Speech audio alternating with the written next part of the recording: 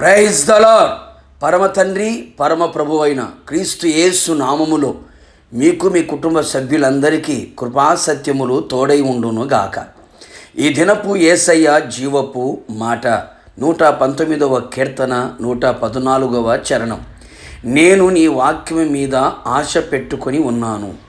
అనుదినము యేసయ్య మీదనే ఆనుకొని ఆధారపడి ఆయన వైపు చూచుచూ ఆయన అడుగు జాడలలో నడిపించబడుచున్న ఆత్మీయులారా, ఆత్మ సంబంధులారా, ఈ ఆత్మీయ ప్రయాణములో ప్రతి ఒక్కరూ ఏదో ఒక ఆశతో బ్రతుకుతూ ఉన్నారు. దేని మీదనో ఆశ పెట్టుకొని ఉన్నారు. మనిషి ఆశాజీవి. మనిషి ఆశలకు హద్దులు లేవు, అవధులు లేవు. కొన్ని పర్యాయములు దురాశలోకి ఈడ్చుకొని పోబడుచున్నారు. అనవసరమైన వాటి మీద ఆశ పెట్టుకొని తన జీవితమును తన చేతులతో నాశనము చేసుకొనుచున్నారు. కొందరు మనుషుల మీద, మరికొందరు డబ్బు మీద, ఇంకొందరు పదవుల మీద, అధికారము మీద, లోకములో ఉన్న నేత్రాశ, శరీరాశ, జీవపు డంబముల మీద ఆశ నిలుపుకొనుచున్నారు. చివరికి వారి ఆశలన్నీ విఫలము కాగా, భంగమైపోగా వారి జీవిత ప్రతనాస్థితికి వెళ్ళిపోవచ్చున్నది. అలాగున మనం ఉండరాదు. యేసు రక్తముతో కడగబడి బాప్తిస్మము ద్వారా క్రీస్తును ధరించుకొని ఆత్మచేత ముద్రించబడి అపోస్తుల బోధ, సహవాసం, రొట్టె విరుచుట, ప్రార్థనలో ఎడతెగక ఉంటూ విశ్వాసముతో, నిరీక్షణతో, పరిశుద్ధతతో ఆయన రాకడ కొరకు నిరీక్షణతో ఎదురుచుచున్న మనము ఆయన వాక్యము మీదనే ఆశ పెట్టుకొని ఉండాలి. యెహోవా మీదనే మన ఆశ నిలుపుకొని ఉండాలి.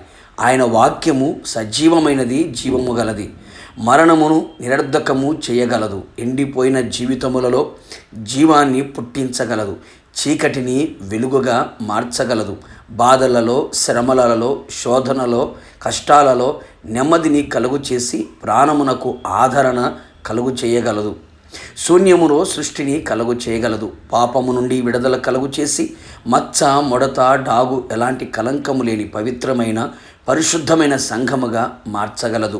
భయముతో కృంగిన వేళలో, కలవరముతో నిండిన పరిస్థితులలో భయమును తొలగించి కలవరమును కొట్టివేసి ధైర్యముతో నింపి ధైర్యముని ఇచ్చి లేవనెత్తగలదు దేవుని వాక్యం.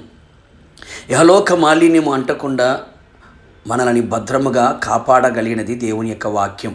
అపవాది ఆగడాలు, కుయుక్తులు, తంత్రములు ఎదిరించగల శక్తిగల ఖడ్గమై ఉన్నది వాక్యం. నీతిగా, యథార్థముగా, పవిత్రముగా, విశ్వాసముతో, నిరీక్షణతో బ్రతుకున్నట్లు చేయగలిగినది వాక్యము.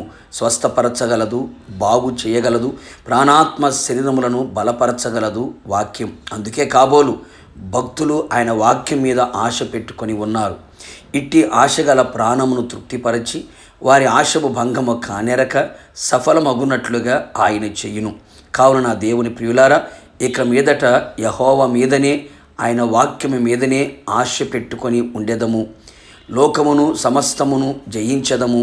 ప్రభు రాకడ కొరకు సిద్ధపడెదము. ప్రార్థన. నిత్యాశ్రయ దుర్గమైన నా యేసునాథ, నీ పరిశుద్ధమైన పాదములకి స్తుతి స్తోత్రం చెల్లించుచు ఉన్నాం. మరొక్కసారి మా ఆశ ఎవరి మీద ఉంచాలో మీరు తెలియపరిచారు. భక్తులు సెలవిచ్చినట్లుగా ప్రభువా, నీ వాక్యము మీదనే, నీ మీదనే ఆశ పెట్టుకొని బ్రతుకున్నట్లుగా మీరు కృపదయ చేయమని ప్రార్థన చేస్తూ ఉన్నాం.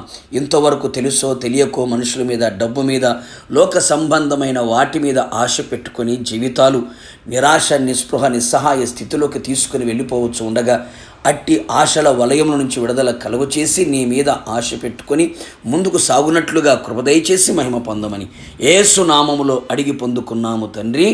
ఆమేన్. నిశ్చయముగా మీరును మీ కుటుంబ సభ్యులందరూ ఆయన మీద ఆశ పెట్టుకొని బ్రతుకుదురుగాక. God bless you.